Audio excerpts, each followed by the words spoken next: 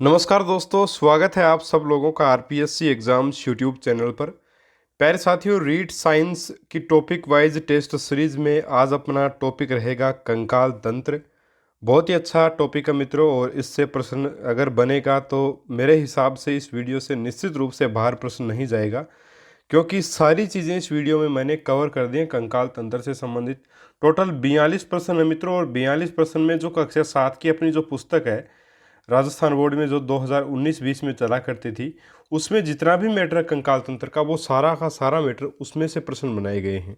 तो निश्चित रूप से प्रश्न बनेगा कंकाल तंत्र का, तो यहीं से बनेगा, बाहर से बनने की कोई संभावना मुझे नज़र नहीं आती, और आपको भी इस बात का यकीन हो जाएगा। और निश्चित रूप से साथियों, ये जो टेस्ट सीरीज चल रही है अपनी बायो की, बहुत जल्द 3-4 वीडियोज़ में अभी और अपनी पूरी टेस्ट सीरीज कंप्लीट हो जाएगी। इसके बाद अपन फिजिक्स केमिस्ट्री को भी स्टार्ट करेंगे। तो चलिए साथियों, अगर आपको मैटर पसंद आए, बढ़िया लगे, तो चैनल से ज़रूर जुड़िएगा, सब्सक्राइब कीजिएगा चैनल को। चलिए शुरू कर लेते हैं। पहला आपका प्रश्न है, निम्न में से किस कंकाल का आकार प्रश्नवाचक चिन्ह के आकार का होता है? यानी कि इस प्रकार का आकार किस कंकाल का होता है मित्रों? तो ऐसा आकार आपका होता है अक्षीय कंकाल का। अक्षीय कंकाल का ये सही उत्तर इसका ऑप्शन नंबर 1 रहेगा। देखिए प्यारे साथियों, सभी चीज़ों को एक्सप्लेन बहुत ज़्यादा नहीं करूँगा, क्योंकि सभी चीज़ों के लगभग सभी चीज़ों से ही प्रश्न बना दिए गए हैं सभी जगह से, इसलिए बहुत ज़्यादा एक्सप्लेनेशन की आवश्यकता नहीं है। कंकाल अपन जानते हैं, कक्षा 7 की पुस्तक में साफ साफ शब्दों में लिख रखा है कि जो मानव कंकाल है उसको अपन 3 भागों में बांट सकते हैं: अक्षीय कंकाल, वक्षीय कंकाल और अनुबंधी कंकाल। ठीक है, तो 3 भागों में अपने बांटे गए हैं कंकाल को, तो इसको तो अपने को बहुत ज़्यादा देखने की आवश्यकता नहीं है। और यहाँ पे जो आपका इस प्रश्न का जो उत्तर रहेगा मित्रों, वो आपका हो जाएगा ऑप्शन नंबर 1। चलिए आगे बढ़ते हैं। अगला आपका प्रश्न, मनुष्य में कशेरुकाओं की संख्या कितनी होती है? तो कशेरुकाओं की संख्या आपको बतानी है, और आप जानते हैं सब लोग, 31 होती है, 32 होती है, 33 होती है, 34 होती है। तो मित्रों, जो कशेरुकाएँ होती हैं मनुष्य में, वो कितनी होती हैं आपकी? वो होती हैं आपकी 33। ऑप्शन नंबर 3 जो है वो यहाँ पे आपका सही उत्तर मित्रों बिल्कुल रहेगा।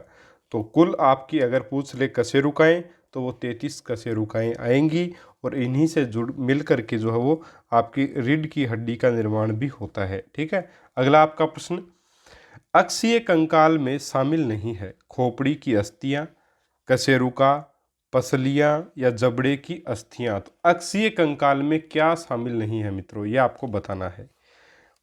ऑप्शन आपके सामने है, और इसका जो सही उत्तर होगा वो होगा पसलियां।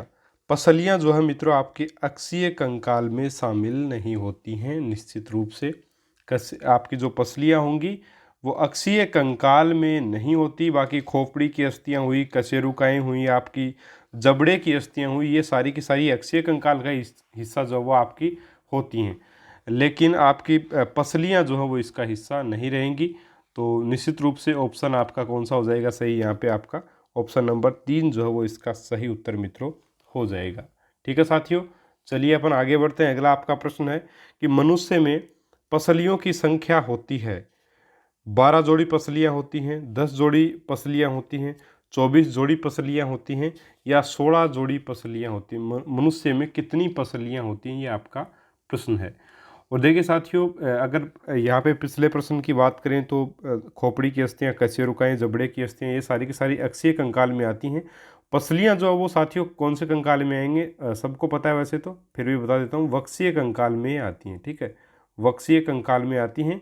और कितनी जोड़ी होती है? टोटल 12 जोड़ी जो है वो आपकी पसलियाँ होती हैं। टोटल 24 पसलियाँ होती हैं ना, 12 जोड़ी, यानी कि कुल पसलियों की संख्या पूछे तब तो 24 पसलियाँ होंगी, लेकिन अगर जोड़ी मतलब जोड़ी पूछे तो 12 जोड़ी पसलियाँ होती मित्रों। तो ऑप्शन 1 जो है वो यहाँ पे आपका सही उत्तर होगा।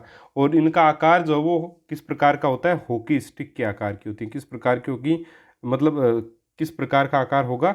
हॉकी स्टिक के आकार का होगा, हॉकी स्टिक। ठीक है, आगे से बूढ़ी हुई जिस प्रकार हॉकी की स्टिक, इस प्रकार से ये पसलियाँ जो वो पाई जाती हैं। ठीक है मित्रों, तो हॉकी स्टिक के आकार की ये आपकी होंगी। ठीक है, चलिए आगे बढ़ते हैं। अगला आपका प्रश्न, पसलियां निम्न में से किस अंग की बाह्य आघातों से रक्षा करती हैं? हृदय, फेफड़े, श्वास नली या उपयुक्त सभी? तो पसलियां जो हैं वो निश्चित रूप से हृदय हुए, फेफड़े, श्वास नली सभी की रक्षा करती है। तो ऑप्शन नंबर आपका सही कौन सा होगा? ऑप्शन नंबर 4 सही हो जाएगा यहाँ पे। अगला आपका प्रश्न है प्रश्न नंबर 6। अंश मेखला, श्रोणि मेखला तथा हाथ पैर की अस्थियां किस कंकाल से संबंधित होती हैं? अक्षीय कंकाल से, वक्षीय कंकाल से, अनुबंधी कंकाल से, या इनमें से कोई नहीं? तो देखिए, अंश मेखला हुई, श्रोणि मेखला हुई। तो अंश मेखला तो देखिए कंधे से संबंधित है, श्रोणि मेखला आपकी एक प्रकार से कूल्हे से संबंधित है ना। हाथ व पैर की अस्थियां, ये सारे के सारे अनुबंधी कंकाल होगा ये, है ना। इसको अनुबंधी कंकाल के नाम से जाना जाएगा, अनुबंधी कंकाल से संबंधित होती है। तो ऑप्शन 3 जो है वो सही उत्तर यहाँ पे रहेगा। अगला प्रश्न मित्रों, निम्नलिखित में से हाथ की अस्थि से संबंधित नहीं है? Humerus, carpus, tarsals, ulna. तो देखिए साथियों, यहाँ पे हाथ की अस्थि से संबंधित नहीं है। तो देखिए निश्चित रूप से ह्यूमरस तो आपका हाथ की अस्थि से संबंधित नहीं, हाथ की अस्थि होती है। कार्पस भी होता है, अल्ना भी होता है। अब देखिए इनको डिटेल में नहीं बताऊंगा, यहाँ आगे इनसे संबंधित प्रश्न है। टार्सलस जो है वो भी आपका जो है वो साथियों, टार्सलस जो वो पैर में होगा। तो आपकी हाथ की अस्थि की बात की जा रही है, पैर की नहीं। तो ऑप्शन 3 सही होगा, टार्सलस। ठीक है, चलिए आगे बढ़ लेते हैं। अगला प्रश्न, कंधे व कोहनी के बीच की अस्थि को क्या कहा जाता है? कंधे और कोहने के बीच की अस्थि को मित्रों ह्यूमरस के नाम से जानते हैं। ऑप्शन 1 सही होगा। अगला प्रश्न, ह्यूमरस के लंबे मध्य भाग को क्या कहते हैं? मित्रों शाफ्ट कहते हैं, सबको पता है। ऑप्शन नंबर 3 सही होगा।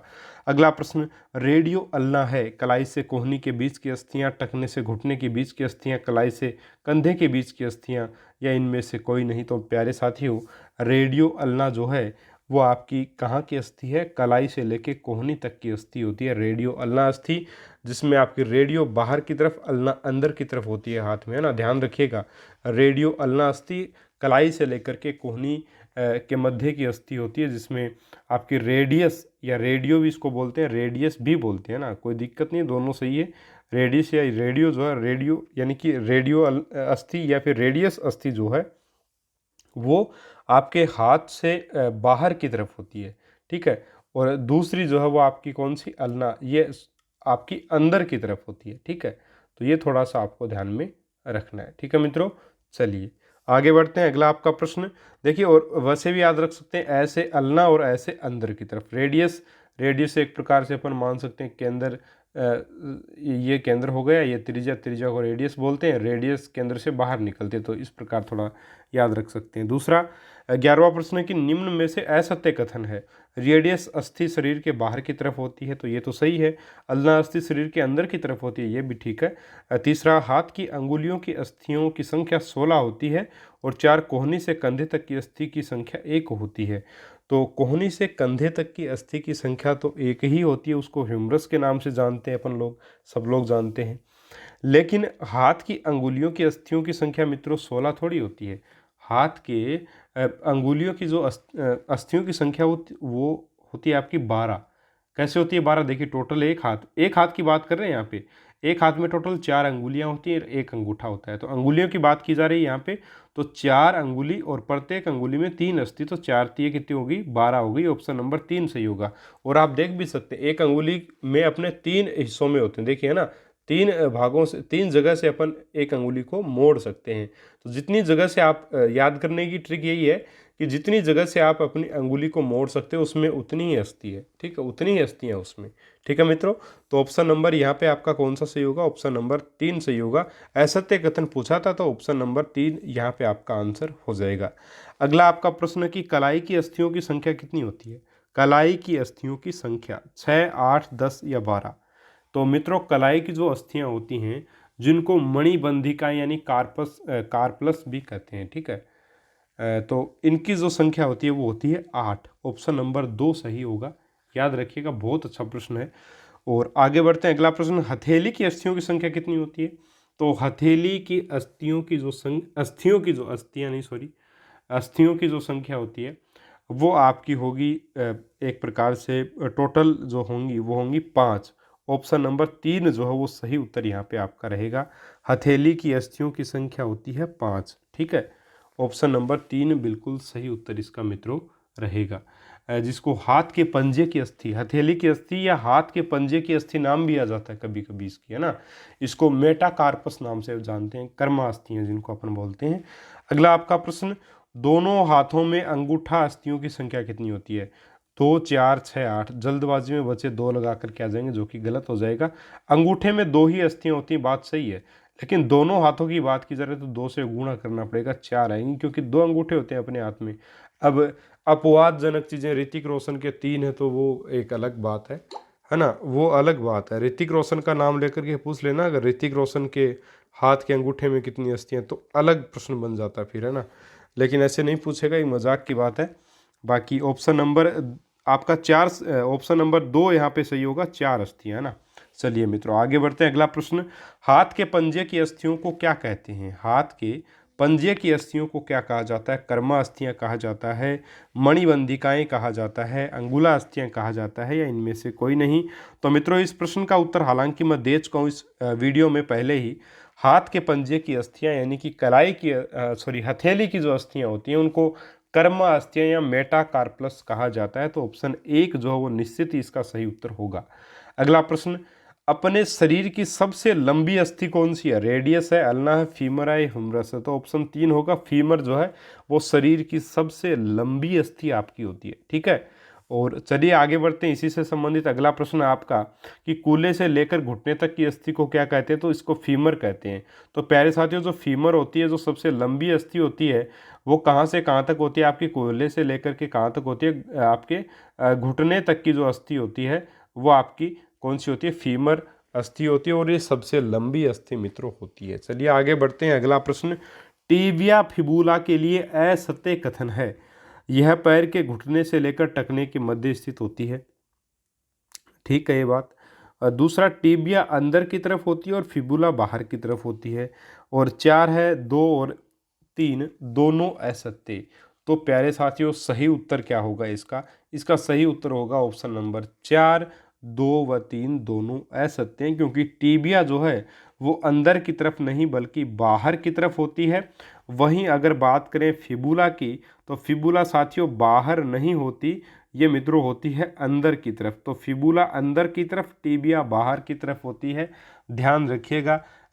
बहुत अच्छा प्रश्न था, है ना।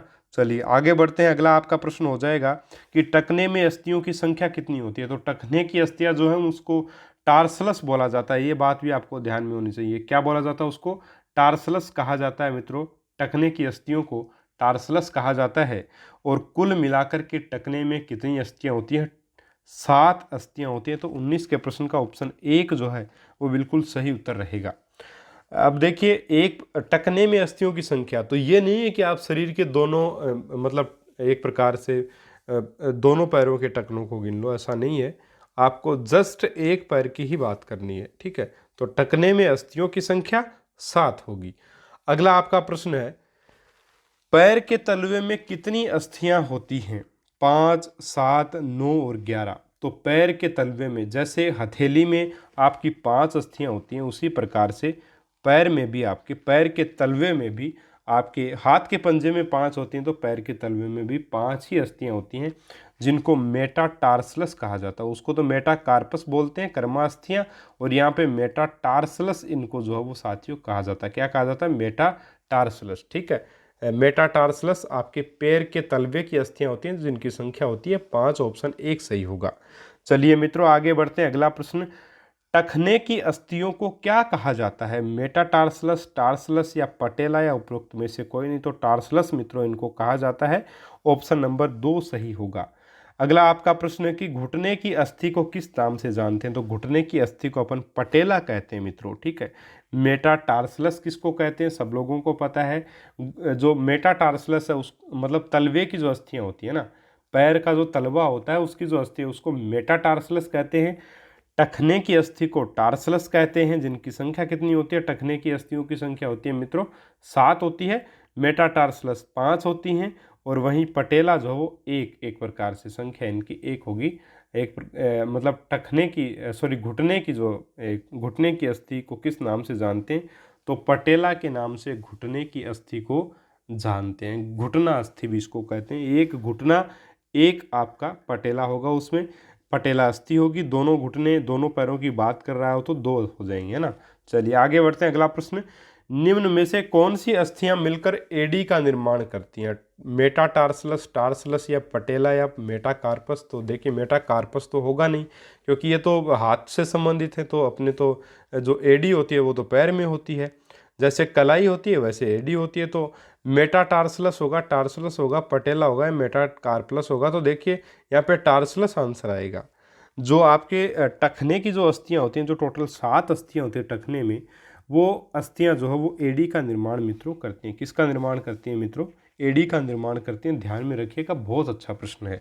अगला आपका प्रश्न, निम्न में से कूल्हे की अस्थि को क्या कहते हैं? कूल्हे की अस्थि को अंश मेखला कहा जाता है, श्रोणी मेखला या उपयुक्त दोनों, या इनमें से कोई नहीं? तो साथियों श्रोणी मेखला जो है वो कहा जाता है। कूल्हे की अस्थि को श्रोणी मेखला तथा अंश मेखला जो कहा जाता है वो किसको कहा जाता है? कंधे की अस्थि को जो है अंश मेखला कहा जाता है। ठीक है, चलिए आगे बढ़ते हैं। अगला प्रश्न, निम्न में से अचल संधि कौन सी है? कंदुक खलिका संधि, कोर संधि, दुरागर संधि या खोपड़ी की संधि? तो अचल यानी कि जिसमें कोई हलचल यानी कि कोई गति नहीं होती, ऐसी संधि जिसमें गति नहीं होती, कोई भी गति नहीं होती है मित्रों, उस संधि को क्या कहते हैं? उस संधि को खोपड़ी की संधि कहते हैं। खोपड़ी की संधि में कोई हलचल, कोई गति नहीं होती। ठीक है, ऑप्शन नंबर 4 आपका सही उत्तर हो जाएगा। और गति न हो तो अच्छी बात है, गति हो जाती है जो एक्सीडेंट वगैरह से बड़ी समस्या हो जाती है, तो गति नहीं होती इनकी अस्थियों में, है ना। अचल संधि कौन सी है? खोपड़ी की संधि जो अचल संधि है। फिर है खोपड़ी में कुल कितनी अस्थियां होती हैं? बहुत अच्छा प्रश्न है। 11, 17, 22, 23। तो खोपड़ी में कुल मिलाकर के आपके 22 अस्थियां होती हैं, जिसमें मित्रों 8 तो आपके कपाल की होंगी और 14 चेहरे का निर्माण जो है वो करती हैं। यानी चेहरे की अस्थियां होंगी प्लस कपाल की अस्थियां होंगी, मिल करके कुल 22 होंगी, जिसमें कपाल की 8 और चेहरे की 14 अस्थियां होती हैं। चलिए मित्रों, आगे आपका प्रश्न है कि खोपड़ी की अस्थियां आपस में किस चीज़ से जुड़ी होती हैं? तो खोपड़ी की जो अस्थियां होती हैं मित्रों, वह आपकी किससे जुड़ी होती हैं? सीवन के द्वारा जुड़ी हुई होती हैं। ऑप्शन नंबर 2 यहाँ पे आपका सही उत्तर होगा। अगला प्रश्न, रीढ़ की हड्डी में 33 कशेरुकाएं होती हैं, 33 में से गर्दन में कितनी पाई जाती हैं? देखिए कितना बढ़िया प्रश्न बनाया गया है। हम जानते हैं कि टोटल 33 कशेरुकाएं होती हैं, ठीक है, लेकिन इसमें से 33 में से गर्दन में कितनी है? तो मित्रों गर्दन में कुल मिलाकर के 7 कशेरुकाएं हैं आपकी। कितनी है? 7 है मित्रों। ऑप्शन नंबर 2 जो है वो सही उत्तर होगा। अगला प्रश्न, अस्थियों के मध्य पाई जाने वाली खोखली गुहा को क्या कहते हैं? परिअस्थिक, मज्जा गुहा, अस्थि मज्जा या इनमें से कोई नहीं? तो अस्थियों के मध्य जो खोखली गुहा पाई जाती है उसको मज्जा गुहा कहते हैं। ऑप्शन 2 सही होगा। अगला प्रश्न, अस्थियों के कठोर और मजबूत होने का कारण, 1 इनके मैट्रिक्स में लोहा पाया जाता है, 2 इनके मैट्रिक्स में कैल्शियम और मैग्नीशियम के लवण पाए जाते हैं, 3 इनके मैट्रिक्स में सोडियम और पोटेशियम के लवण पाए जाते हैं, और 4 इनके मैट्रिक्स में कैल्शियम और फास्फोरस के लवण पाए जाते हैं। तो मित्रों सही उत्तर होगा, इनके मैट्रिक्स में कैल्शियम और मैग्नीशियम के लवण पाए जाते हैं, इसलिए कठोर और मजबूत होती हैं अस्थियां। ऑप्शन नंबर 2 सही होगा। अगला आपका प्रश्न है मित्रों कि मनुष्य में 12 जोड़ी पसलियां होती हैं, प्रथम 7 जोड़ी पसलियां क्या कहलाती हैं? कूट पसलियां, स्वतंत्र या मुक्त पसलियां, तीसरा ऑप्शन वास्तविक पसलियां, और 4 है उपरोक्त सभी।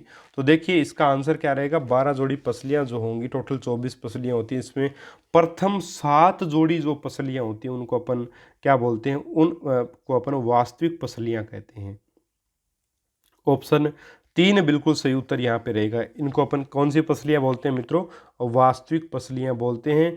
वहीं अगर बात की जाए पसली नंबर 8, 9 और 10 को अपन कूट पसली कहते हैं, और इसके अलावा बात करें अपन पसली नंबर 11 और 12 को, तो उनको स्वतंत्र पसली के नाम से जानते हैं। याद रखिएगा, प्रथम 7 जोड़ी पसलियों को वास्तविक पसलियाँ, 8, 9 और 10 को 8, 9 और 10 को बोलते हैं कुट पसलियाँ, 11वीं और 12वीं को बोलते हैं स्वतंत्र पसलियाँ। याद करने की ट्रिक ये है कि देखिए कक्षा 1 से लेकर के 7 तक की कक्षा में ही जो वो वास्तविक मज़ा है पढ़ने का, क्योंकि न तो फेल होने का डर न कुछ और। कक्षा 8 से बोर्ड स्टार्ट हो जाता है, 9वीं में बोलते हैं कि 10वीं की तैयारी करो, और 10वीं की तैयारी बोर्ड की होती है। तो इनको एक प्रकार से ये मान सकते हैं कि 8वीं 9वीं 10वीं के बच्चों को ढंग से कूटा जाता है अच्छी तरह से। तो कुट पसलियाँ इनको बोल देते हैं। हालांकि ऐसा अलाउ नहीं है, लेकिन एक याद करने की दृष्टि से बता रहा हूँ, तो कुट पसलियाँ इनको बोलते हैं। 11वीं और 12वीं के बच्चे निश्चित रूप से बोलते ना, कि अपन भी जब 11वीं 12वीं में थे, 11वीं और 12वीं क्लास में थे, तब अपने को भी बोला जाता था कि जब भी 11वीं 12वीं में बच्चे हो जाते हैं तो उनको पंख लग जाते हैं, है ना। प्रेम भाव बढ़ने लगता है थोड़ा सा, आप समझदार हैं, समझ गए होंगे चीज़ों को। तो वो स्वतंत्रता का विकास होना प्रारंभ हो जाता है वहाँ से ज़्यादा ही, तो इसीलिए पंख लग जाते हैं तो स्वतंत्र होगा। तो 11वीं और 12वीं जो अस्थि है वो स्वतंत्र पसली आपकी कहलाएगी, अस्थि नहीं पसली, ठीक है।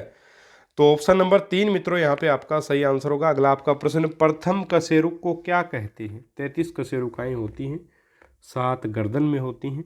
तो प्रथम कशेरुक कौन सी है? वो है आपकी एटलस, ऑप्शन नंबर 2 सही होगा। और द्वितीयक है आपकी अक्षीय कशेरुक, ठीक है। चलिए आगे बढ़ते हैं। अगला प्रश्न, अंश मेखला से संबंधित है, स्केपुआ, क्लेविका, प्यूबिस या 1 व 2 दोनों? तो 1 व 2 दोनों होगा, क्योंकि स्केपुआ और क्लेविका ये दोनों अंश मेखला से संबंधित हैं, ठीक है। और ऑप्शन नंबर 4 यहाँ पे आपका सही आंसर हो जाएगा। अंश मेखला यानी कंधे की अस्थियाँ आपकी, है ना। 34वां है, निम्न में से कूल्हे की अस्थियाँ कौन सी हैं? इलियम, इसिचियम, प्यूबिस या इनमें से कोई नहीं? तो ऑप्शन नंबर 4 होगा, इनमें से सभी। इलियम, इसिचियम और प्यूबियस ये तीनों के तीनों जो वो कूल्हे की अस्थियों का निर्माण करते हैं मित्रों, कूल्हे की अस्थियाँ होती हैं। तो ऑप्शन नंबर 3 जो है वो सही होगा। आपकी श्रोणी मेखला इनको बोला जाता है ना, ये तीनों मिलकर के ही श्रोणी मेखला को बनाते हैं। ऑप्शन नंबर 4 इनमें सही आंसर मित्रों आपका रहेगा। चलिए आगे बढ़ते हैं। अगला प्रश्न, अंश मेखला तथा ह्यूमरस, श्रोणी मेखला तथा फीमर में कौन सी संधियां पाई जाती हैं? कोर संधि, कंदुक खलिका संधि, धुरागर संधि या हिंज संधि? तो कोर संधि और हिंज संधि तो एक ही नाम है मित्रों, एक ही तरफ गति करने वाली संधि को अपन कोर संधि या हिंज संधि कहते हैं। धुरागर संधि अलग है। कंदुक खलिका संधि यहाँ पे आपका सही आंसर रहेगा। कौन सी संधि? कंदुक खलिका संधि, यानी कि जिसमें एक प्रकार से बॉल बियरिंग की स्थिति में है ना, कंदुक खलिका तभी बोलते हैं। तो ये आपकी जो श्रोणी मेखला की संधि है, आपकी अंश मेखला की संधि है, ये आपकी कंदुक खलिका संधि कहलाएंगी, ठीक है। चलिए इसका आंसर ऑप्शन 2 होगा।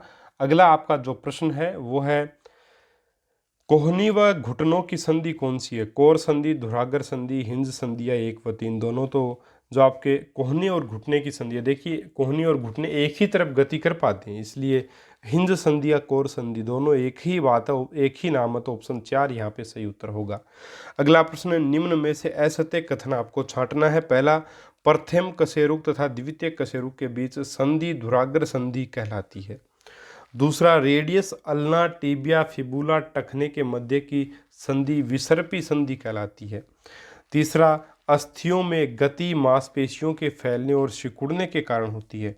देखिए सारी बातें बिल्कुल ठीक है ना। यानी कि प्रथम कशेरुक तथा द्वितीय कशेरुक के बीच की जो संधि होती है उसको धुराग्र संधि, धुराग्र संधि बोलते हैं। और रेडियस अल्ना टिबिया फिबुला टखने के मध्य की संधि विसर्पी संधि कहलाती है। तो सारे ऑप्शन बिल्कुल सही हैं, तो इनमें से कोई नहीं इसका उत्तर मित्रों हो जाएगा आपका। चलिए आगे बढ़ते हैं। अगला प्रश्न, निम्न में से रेंग कर गति करने वाला जीव है? तो केचुआ बिल्कुल करता है रेंग कर, घोंगा भी रेंग कर गति करता है, सर्प भी करता है रेंग कर। तो उपयुक्त सभी हो जाएगा ऑप्शन नंबर 4। अगला प्रश्न, जयपुर फुट श्री रामचंद्र शर्मा के द्वारा किसके सुझाव पर बनाया गया? तो मित्रों जो जयपुर फुट जो है वो नाम, जयपुर फुट आप सब लोगों का नाम सुना हुआ होगा। ये जयपुर फुट जो है वो बनाया गया किसके द्वारा? श्री रामचंद्र शर्मा के द्वारा बनाया गया। सुझाव किसने दिया इसको बनाने का? तो ये सुझाव दिया है डॉक्टर पी.के. सेठी ने। ऑप्शन नंबर 2 जो है वो यहाँ पे आपका सही उत्तर इसका रहेगा, ठीक है। Doctor PK. सेठी की सलाह देने पर यह कार्य जो वो किया गया है, ठीक है। विकलांगों के मतलब डॉक्टर पी.के. सेठी ने विकलांगों की समस्याओं को अनुभूत करते हुए श्री रामचंद्र शर्मा को इस चीज़ के बारे में जानकारी दी, तो उन्होंने ये पैर बनाया। बहुत ही अच्छी चीज़ की। इस पैर को श्री देवेंद्र राज मेहता द्वारा स्थापित भगवान महावीर विकलांग सहायता समिति द्वारा जरूरतमंद व्यक्तियों को निःशुल्क भी लगाया जाता है। बहुत अच्छा प्रयास है। ऑप्शन नंबर 2 मित्रों इसका सही आंसर होगा। अगला आपका प्रश्न, मानव शरीर में कुल कितनी अस्थियां होती हैं? तो सब जानते हैं 206 हड्डियां होती हैं और जन्म के समय कितनी होती हैं? आपके जन्म के समय 300 होती हैं। ऑप्शन नंबर कौन सा सही होगा? ऑप्शन नंबर 1 सही होगा। मानव शरीर में कुल कितनी अस्थियां होती हैं? तो 206 अस्थियां होती हैं। अगर ये पूछ रहे जन्म के समय तब 300 लगाना पड़ेगा आपको। अगला आपका प्रश्न है कि कान बना होता है अस्थि का, उपास्थि का, मांसपेशियों का, या इनमें से कोई नहीं? तो कान जो वो मित्रों उपास्थियों का बना होता है। किसका बना होता है? उपास्थि का बना होता है कान। तो ऑप्शन नंबर 2 जो है वो सही उत्तर आपका हो जाएगा। अगला प्रश्न, निम्न में से एक ही दिशा में गति करने वाली संधि कौन सी है? हम सब लोग जानते हैं कोर संधि या हिंज संधि एक ही दिशा में गति करती है, तो 1 व 3 दोनों ठीक हैं, इसलिए ऑप्शन नंबर 4 यहाँ पे आपका आंसर हो जाएगा। तो मित्रों ये थे कंकाल तंत्र से संबंधित अपने महत्वपूर्ण 42 प्रश्न, जिसमें आपके मतलब 42 प्रश्न कंप्लीट हुए, लगभग चीज़ें आ गई हैं। इसमें से बाहर मेरे हिसाब से कंकाल तंत्र में प्रश्न नहीं जाएगा। 30 आपके इस 42 प्रश्नों में से आपके कितने प्रश्न सही हुए कमेंट करके ज़रूर से ज़रूर बताएं इस चीज़ को। अगर आपको मैटर पसंद आया हो, चैनल पर आप नए हैं तो जो नीचे लाल कलर का सब्सक्राइब बटन है उसको ज़रूर से ज़रूर दबाएं और घंटी के निशान को दबाएं। घंटी के निशान को दबाने के बाद नोटिफिकेशन को ऑल पे सेट करें ताकि आपको हमारे वीडियोज़ के नोटिफिकेशन समय पर मिल जाएं और आप उस वीडियो का उसी समय आनंद ले सको, उसको पढ़ सको। तो मित्रों सब्सक्राइब कर लीजिएगा, बेल आइकॉन प्रेस करके ऑल पे कर दीजिएगा, नोटिफिकेशन मिल जाएगा। और अगर आप हमारे टेलीग्राम ग्रुप को ज्वाइन करना चाहते हैं, लिंक डिस्क्रिप्शन बॉक्स में मिल जाएगा। इसके अलावा नोट्स लेना चाहते हैं, ई पेपर्स लेना चाहते हैं बिल्कुल पैटर्न के हिसाब से, तो वो सारी चीज़ें भी आपको मिल जाएंगी डिस्क्रिप्शन बॉक्स में। सबसे पहले आपको हमारे इंस्टा मोजो स्टोर का लिंक मिलेगा, वहाँ पे साइंस के 51 मॉडल पेपर, साइको के 55 मॉडल पेपर अपलोडेड हैं। इसके अलावा नोट्स अपलोडेड हैं प्रत्येक सब्जेक्ट के। अभी तो समय भी आप ले सकते हैं नोट्स को भी और फ़ायदा उठा सकते हैं। ठीक है साथियों, चलिए मिलेंगे अपन कल एक और नए टॉपिक के साथ, और टॉपिक का नाम रहेगा जंतु प्रजनन एवं किशोरावस्था। याद रखिएगा, जंतु प्रजनन और किशोरावस्था, इसमें से आपके प्रश्न रहेंगे। तो मिलेंगे साथियों अपन अगले वीडियो में एक और शानदार प्रश्नों की सीरीज के साथ। तब तक के लिए प्यारे साथियों नमस्कार, जय हिंद, जय भारत।